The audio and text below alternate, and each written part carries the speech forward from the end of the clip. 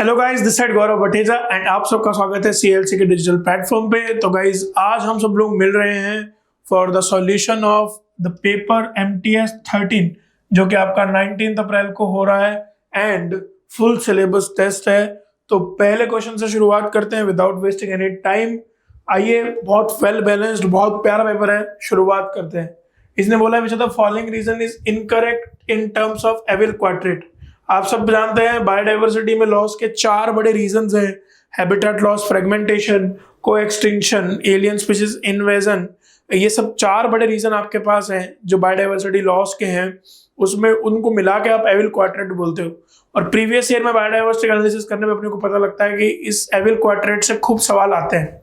तो ध्यान से देखना, को एक्सटेंशन यहाँ पे है, एलियन स्पीशीज इन्वेजन है, हैबिटेट लॉस, फ्रेगमेंटेशन यहाँ पर है।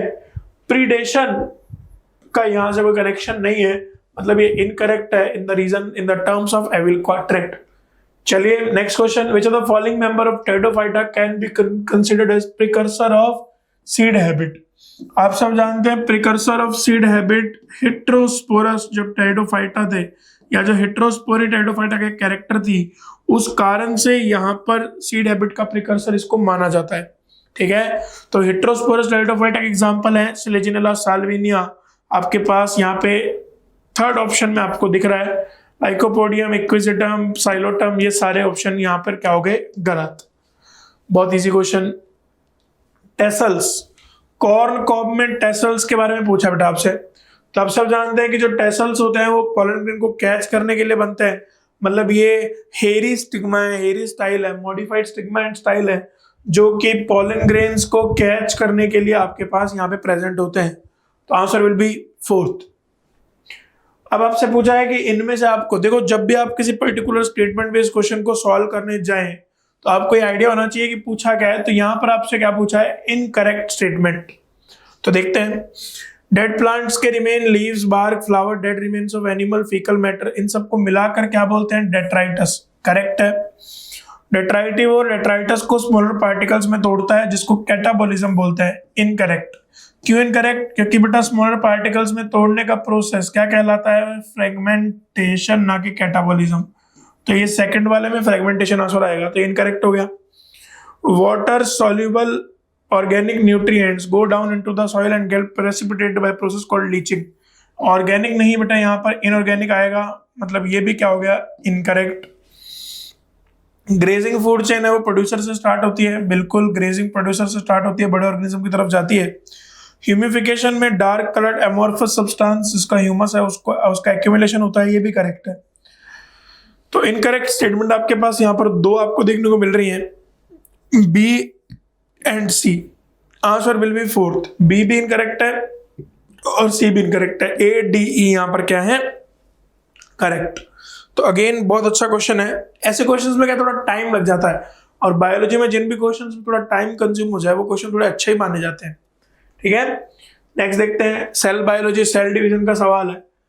कायास मेटा का उपांति भवन, टर्मिनलाइजेशन ऑफ कायास मेटा, ये मियोसिस फर्स्ट के प्रोफेज फर्स्ट की last phase, leptotene, zygotene, pachytene, diplotene और डाइकाइनेसिस में आपको ये देखने को मिलता है। जो लास्ट फेज है उसके अंदर कायास मेटा टर्मिनलाइज होने लग जाते हैं, क्रोमोसोम अलग अलग होने लग जाते हैं। Next, which are the following stage meiosis is responsible for reduction of chromosome number. देखो बेटा ध्यान से देखना, जो एनाफेज फर्स्ट आती है बेटा, इस एनाफेज फर्स्ट के अंदर आप याद करो कि क्रोमोसोम में सेंट्रोमियर की स्प्लिटिंग नहीं होती। जब सेंट्रोमियर की स्प्लिटिंग नहीं होती तो पूरे के पूरे क्रोमोसोम दोनों पोल्स पे जाने लग जाते हैं। अब मान लो इससे पहले फॉर एग्जांपल इस सेल में दो क्रोमोसोम थे, लेकिन जो प्रोडक्ट सेल बनेंगी, जैसे इन दोनों से प्रोडक्ट बनेंगी, उन दोनों में एक एक ही क्रोमोसोम रह जाएगा, मतलब क्रोमोसोम का नंबर क्या हो गया? रिड्यूस।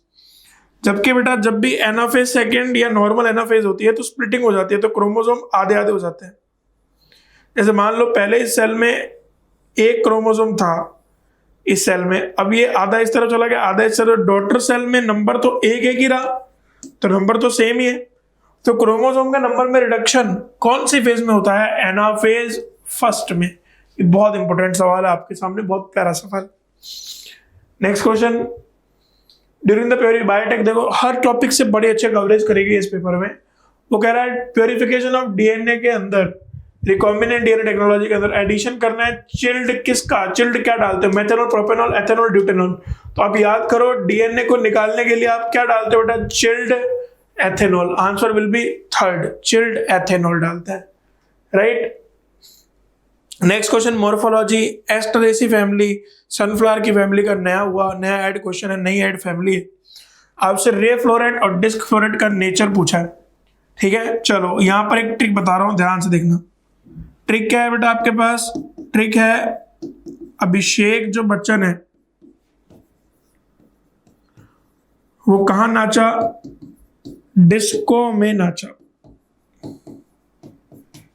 अब क्या याद रखेंगे, डिस्को से डिस्क फ्लोरेट याद रखेंगे, अभिषेक से एक्टिनोमॉर्फिक याद रखेंगे, बच्चन से बाइसेक्सुअल याद रखेंगे। मतलब जो डिस्क फ्लोरेट होता है वो नेचर में कैसे होता है बेटा, एक्टिनोमॉर्फिक और बाइसेक्सुअल।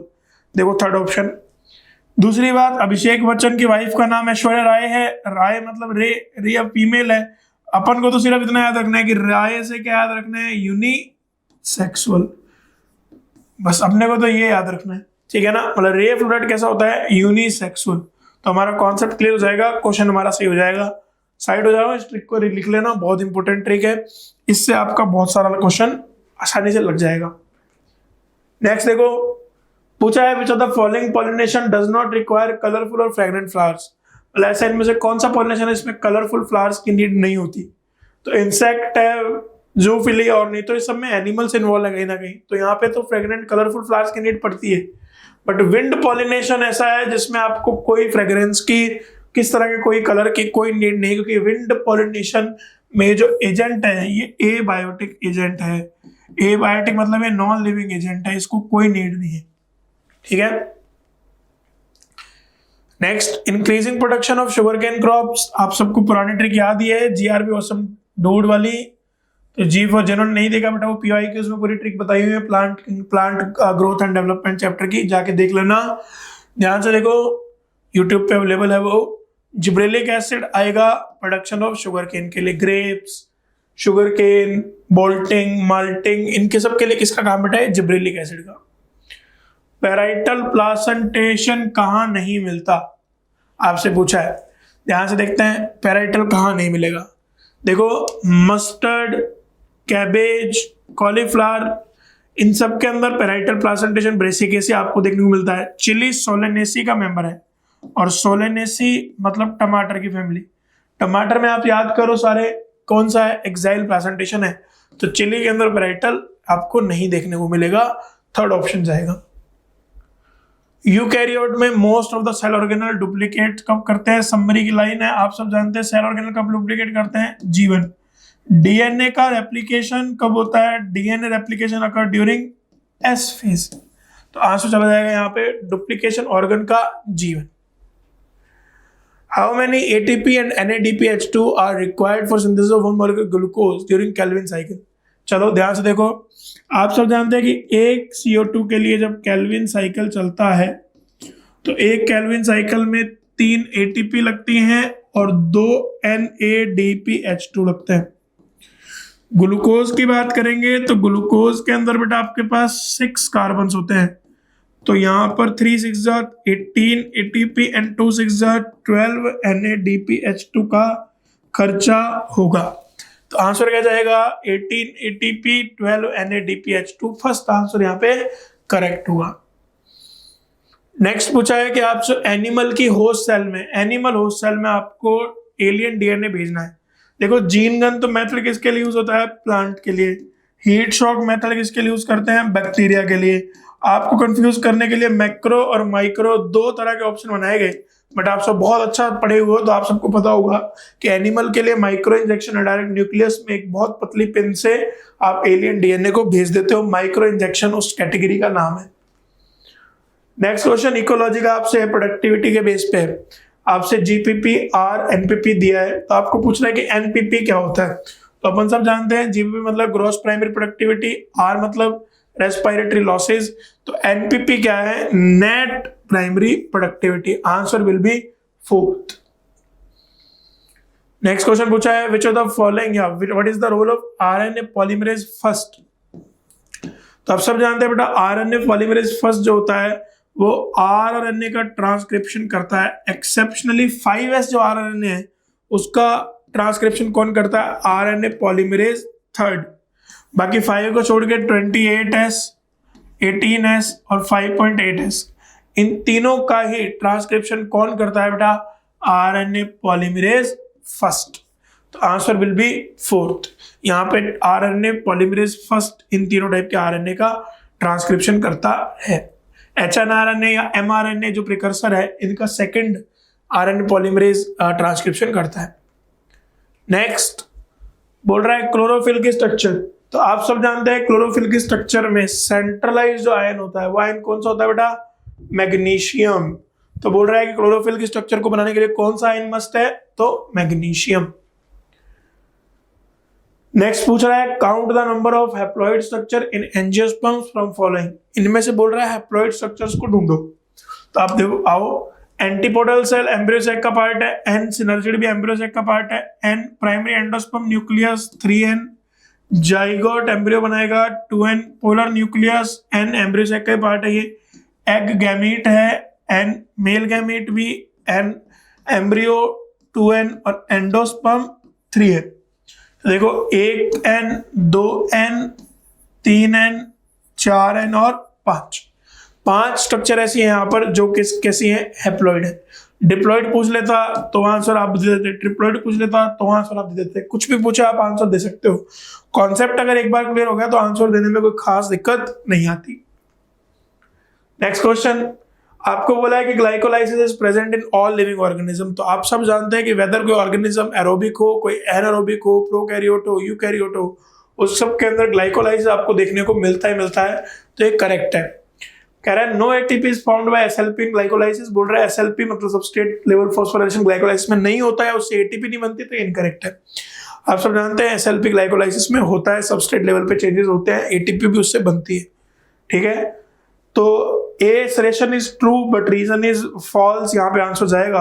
और अगर मैं इस आंसर ऑप्शंस में देखने जाऊं तो सेकंड ऑप्शन में A is true but R is false चला जाएगा। नेक्स्ट बोल रहा है कि स्टार्च आयोडीन के साथ ब्लू कलर देता है, क्यों? क्योंकि बेटा स्टार्च हेलिकल मॉलिक्यूल है, उसके अंदर आयोडीन के मॉलिक्यूल फंस जाते हैं, कलर आ जाता है। यही आपसे बोल रहे सेलुलोज क्यों नहीं देता? क्योंकि सेलुलोज कॉम्प्लेक्स हेलिक्स नहीं रखता जिससे आयोडीन मॉलिक्यूल बाइंड नहीं होते। बट अभी स्टार्च का सवाल है तो आंसर जाएगा फर्स्ट। सेलुलोज का सवाल होता सेलुलोज कलर क्यों नहीं देता तो आंसर आया था सेकंड। नेक्स्ट क्वेश्चन देखते हैं। बोल रहा है एपिकल हुक फॉर्मेशन के लिए कौन सा हार्मोन रिस्पॉन्सिबल है? तो हम सब जानते हैं प्लांट ग्रोथ डेवलपमेंट में हार्मोन में सवाल खूब आते हैं। एपिकल हुक बनाना किसका काम है? इथाइलिन का। बार बार बोल रहा हूं, अगर किसी ने अभी तक हार्मोन्स की ट्रिक नहीं देखी तो CLC सीकर का यूट्यूब चैनल सर्च करो, उसमें प्लांट ग्रोथ एंड डेवलपमेंट की PYQs मैंने वीडियो बना के डाल रखा है, उसके अंदर सारे हार्मोन्स की ट्रिक्स को बहुत अच्छे से बताया हुआ है, जाके चेकआउट करें प्लीज। EST का आपको फुल फॉर्म पूछा है, ऑप्शंस में उलझाने की कोशिश की है, पर अपन सब पहले से जानते हैं कि EST का फुल फॉर्म क्या होता है? Expressed sequence tax. Answer will be fourth. Next बोल रहा है कि डीएनए जिसको आपने स्टेन किया है किससे? इथिडियम ब्रोमाइड से। ये ब्राइट ऑरेंज कलर देगा किसके एक्सपोजर में? तो आप सब जानते हैं कि किसके? रेड भी नहीं, इंफ्रारेड भी नहीं, वायलेट भी नहीं, यूवी लाइट के एक्सपोजर में ये कैसा कलर देगा? Bright orange. नेक्स्ट पूछ रहा है टिश्यू कल्चर का सवाल है। कह रहा है in tissue culture the part of plant which is used in regeneration of whole plant. तो इसको क्या बोलते हैं बेटा? X plant. प्लांट का कोई भी वो पार्ट जिसको आप यूज करते हो for formation of a new plant is known as x plant. Next question plant physiology से आपसे पूछा गया है कि which of the following is not required for chemiosmosis. तो आप सब जानते हैं केमियोस्मोसिस के लिए मेम्ब्रेन चाहिए, एटीपी सिंथेस चाहिए, प्रोटॉन का ग्रेडियंट चाहिए, प्रोटॉन का पंप चाहिए, पर केमियोस्मोसिस का इलेक्ट्रॉन से कोई लेना देना नहीं है, मतलब इलेक्ट्रॉन ग्रेडियंट यहाँ पे नहीं चाहिए। और यही आपसे पूछा है कि नॉट रिक्वायर्ड, तो नॉट रिक्वायर्ड हमारे लिए क्या है बेटा? Electron gradient. हिस्टोरिक कन्वेंशन पूछा है बायोडाइवर्सिटी पे, नाम है वर्ल्ड समिट, जोहानिसबर्ग में हुआ, कब हुआ? 2002 में।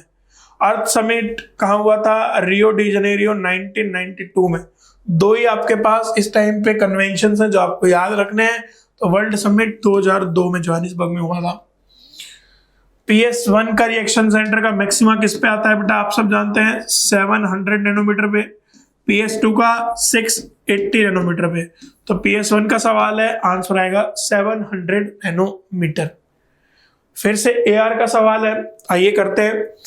प्लांट डाइवर्सिटी का सवाल है, कह रहा है first stage of gametophyte in life cycle of moss protonema stage है, correct statement. Vegetative reproduction in moss by fragmentation and budding in the secondary protonema, ये भी करेक्ट स्टेटमेंट है। ये दोनों स्टेटमेंट NCERT की हैं। सवाल ये है कि इसका एक्सप्लेनेशन ये बिल्कुल नहीं है। पहली स्टेज गैमेटोफाइट की प्रोटोनीमा बनती है, इसका वेजिटेटिव रिप्रोडक्शन से कोई लेना देना नहीं है। तो अल्टीमेटली यहाँ पे आर नॉट करेक्ट एक्सप्लेनेशन जाएगा, answer will be first. Next देखो, endarch exarch position of secondary, गलत बेटा, पोजीशन ऑफ प्राइमरी जाइलम। तो यहाँ पे statement 1 incorrect. Exarch root ecosystem का बहुत फेमस कैरेक्टर है, ये सही बात है, स्टेटमेंट सेकंड सही जाएगा। मतलब statement 1 incorrect, statement second is true, answer number will B third. Next question है, गॉस का जो कॉम्पिटिटिव एक्सक्लूजन का प्रिंसिपल है वो क्या कहता है कि दो क्लोजली रिलेटेड स्पीशीज जो सेम रिसोर्सेज के लिए compete कर रही हैं वो को एग्जिस्ट नहीं कर सकती इंडेफिनेटली, और कॉम्पिटिटिवली इंफीरियर जो होगा उसका एलिमिनेशन हो जाएगा, करेक्ट स्टेटमेंट।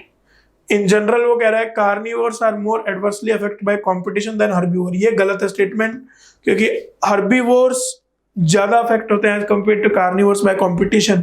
तो second statement incorrect, first correct. तो statement 1 is correct, second is false, answer number will be second. यहाँ पे पहले करेक्ट है और second is false.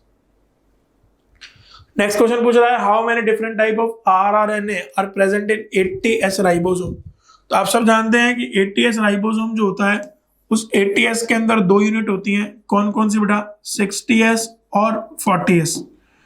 60S larger सब यूनिट होती है, 40S यहाँ पर स्मॉलर सब यूनिट होती है।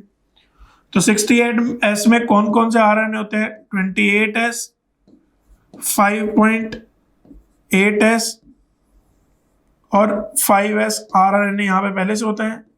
और स्मॉलर जो यूनिट है 40S, इस 40S के अंदर कौन सा RNA है, 18S RNA।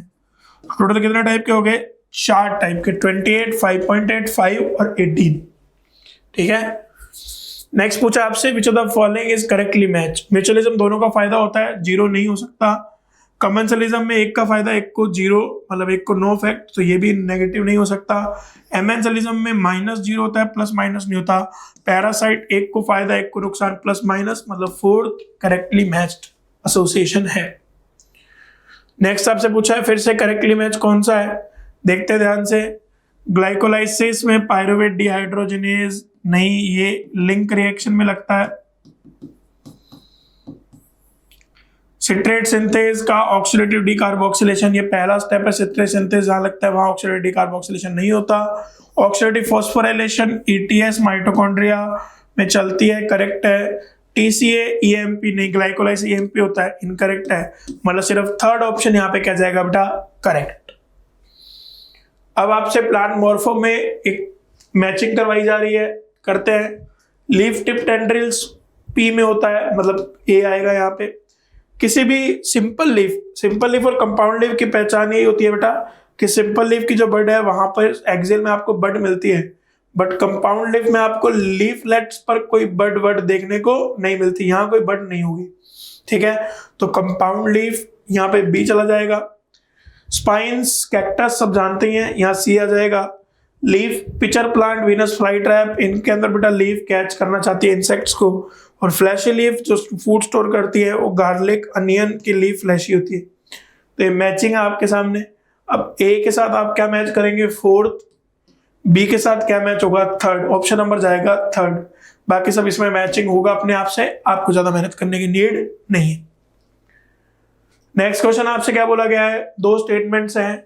कह रहा है प्रोटीन आपके पास ऐसी एक लाइन की तरह इमेजिन होगा, फर्स्ट अमीनो एसिड जो N टर्मिनल होगा and last amino acid C terminal होगा।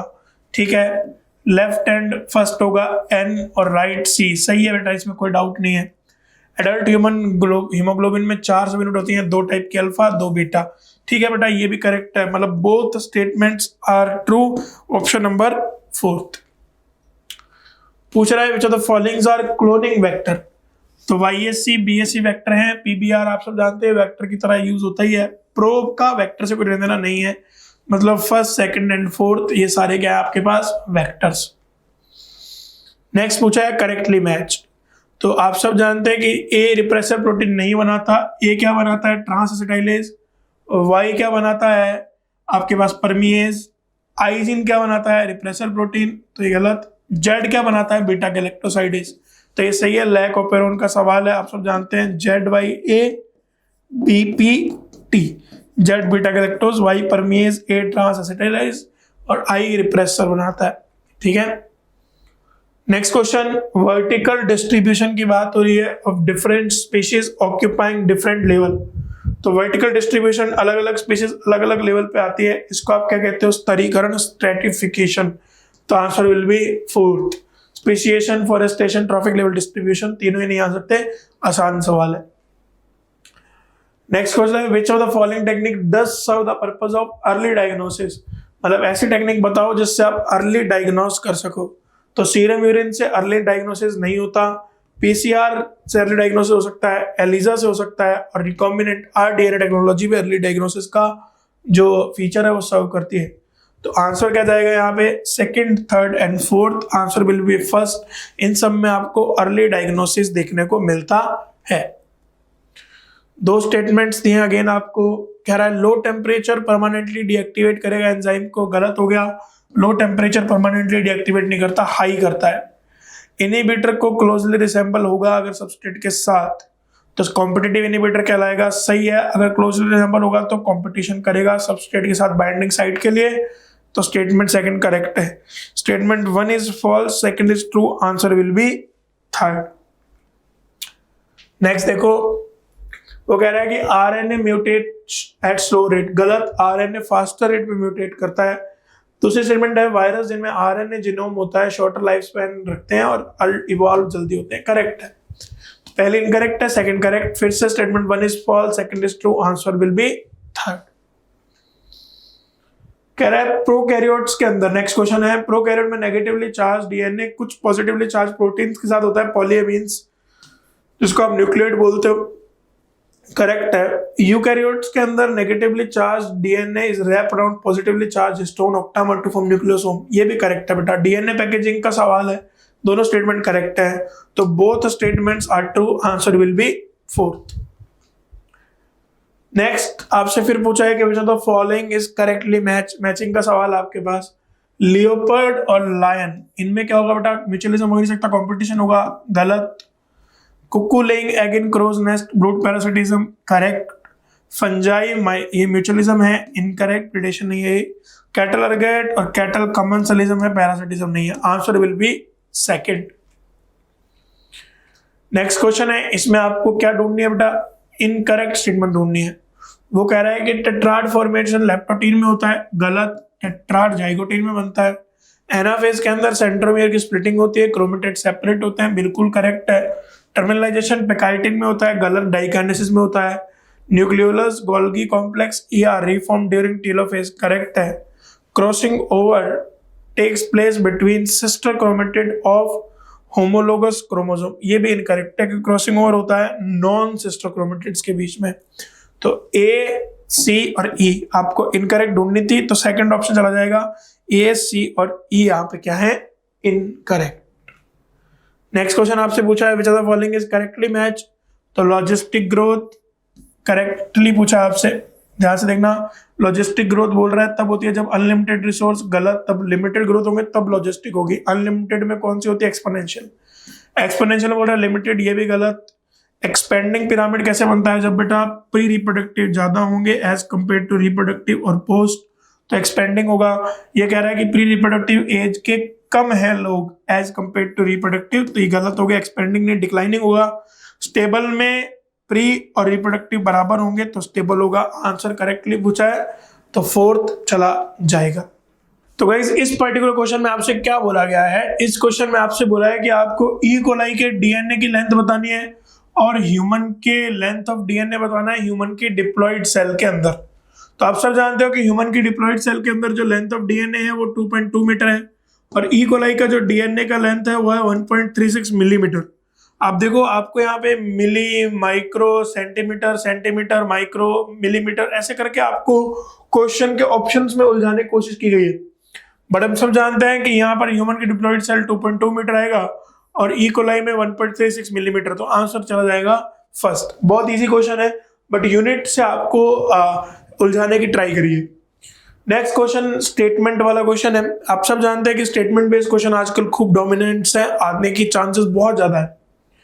कह रहा है कि डीएनए पॉलीमॉर्फिज्म मतलब जो वेरिएशंस मिल रही है डीएनए के अंदर, जो लार्ज स्केल वेरिएशन है, ये इंपॉर्टेंट रोल है स्पीशिएशन, नई स्पीशीज के फॉर्मेशन में और इवोल्यूशन में। एनसीईआरटी की एक बहुत प्रॉपर लाइन आपके सामने है। आप सब जानते हैं जो ये वेरिएशन है वो इवोल्यूशन में बहुत इंपॉर्टेंट रोल निभाती है। हम सबका 90 ये करेक्ट स्टेटमेंट है। हम सबके 99.9 nucleotide base are exactly same है सारे पीपल के अंदर, which is also correct. NCERT की लाइन है।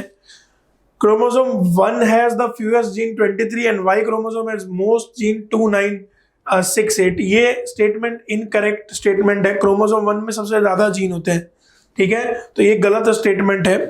बीएससी मतलब बैक्टीरियल आर्टिफिशियल क्रोमोसोम और ईस्ट आर्टिफिशियल क्रोमोसोम, इनका यूज किया गया है एचजीपी के अंदर एज अ वेक्टर, तो ये सब बिल्कुल सही बात है। एचजीपी के अंदर ये बीएससी वाईएससी बहुत डोमिनेटली यूज किए गए हैं।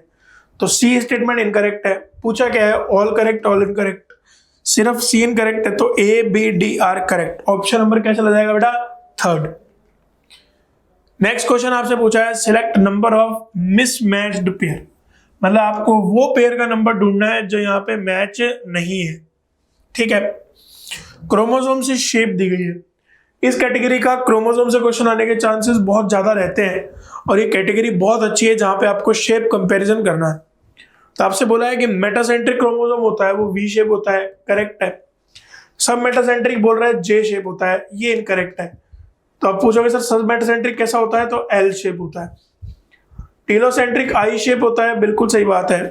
और एक्रोसेंट्रिक जो क्रोमोसोम है वो एल शेप, ये करेक्ट। ये जे शेप होता है, ये दोनों उल्टे लिखे हुए हैं सब और एक्रो। तो आपसे पूछा है correct number of mismatched pair बताना है, तो 2 मैच्ड है 2 ही मिसमैच्ड है, तो आंसर चला जाएगा सेकंड कि 2 पेयर हैं जो मैच नहीं है, बाकी 2 मैच है। Next question diagrammatic question. देखो सीएलसी के पेपर की सबसे बड़ी पॉजिटिविटी, सबसे बड़ी खासियत यही है कि आपसे हर वैरायटी हर कैटेगरी क्वेश्चन आपसे सॉल्व कराया जा रहा है, आपको आपकी गलतियां बताई जा रही हैं, क्योंकि बेटा डायग्रामेटिक क्वेश्चन आने के चांसेस अब बहुत ज्यादा है। देखो ये जाइगोट से एम्ब्रियो बन रहा है। सबसे पहले यहाँ पे आप देखो एक जाइगोट आपको दिख रहा है, फिर डिवीजन स्टार्ट हो रहा है। अब डिवीजन होते होते आपके पास कौन कौन सी स्टेज आती है उसकी बात हो रही है। तो सबसे पहले आपके पास स्टेज आती है बेटा ग्लोब जैसी, जिसको आप क्या बोलते हो, ग्लोब्यूलर स्टेज। ग्लोब्यूलर के बाद आपके पास कौन सी शेप आती है बेटा, हार्ट स्टेज। और लास्ट में आपके पास टॉर्पिडो या मैच्योर स्टेज की तरफ आप बढ़ जाते हो। सबसे पहले डिवीजन हुआ, डिवीजन के बाद डिवीजन होते गए तो ग्लोब्यूलर स्टेज बनी।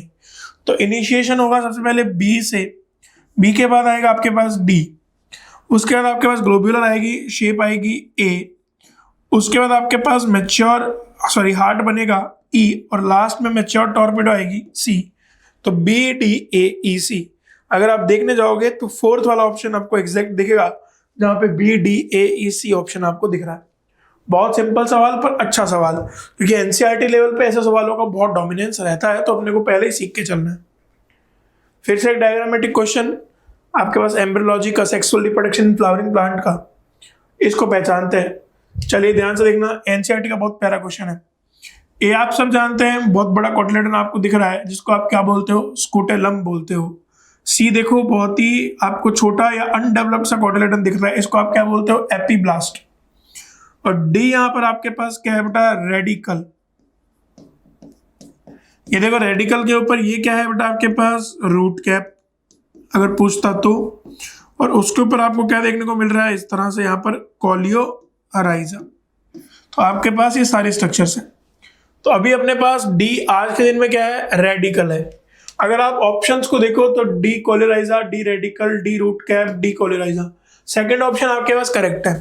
देखो ए स्कूटलम है, बिल्कुल सही बात है। सी एपीब्लास्ट है, बिल्कुल सही है। बी जो वाला पार्ट है ये क्या है बेटा आपके पास, दिस इज शूट का एपेक्स, तो ये भी करेक्ट है। तो ऑप्शन नंबर आपके पास क्या चला जाएगा, सेकंड। आप एक ऑप्शन को देख के भी आंसर लगा सकते थे, बट आपको और कॉन्सेप्चुअल क्लैरिटी मैंने दे दी। बट इतना बहुत ही इजी क्वेश्चन है, इसमें कोई टफनेस नहीं है, आप बहुत इजीली सॉल्व कर सकते थे, राइट। चलिए, टिपिकल एम्ब्रियो सैक कैसा दिखता है, ध्यान से देखना बेटा। ये माइक्रोपाइलर एंड, ये चलाजल एंड। माइक्रोपाइलर एंड पे दो छोटी सेल सिनर्जिड, एक बड़ी एग सेल। तो ये देखो, ये छोटी सिनर्जिड होगी, बीच में एग सेल। यहां पर दो आपके पास polar nuclei, central cell. Chalazal end पे आपके पास 3 एग्जिस्ट सेल, नाम है एंटीपोडल सेल।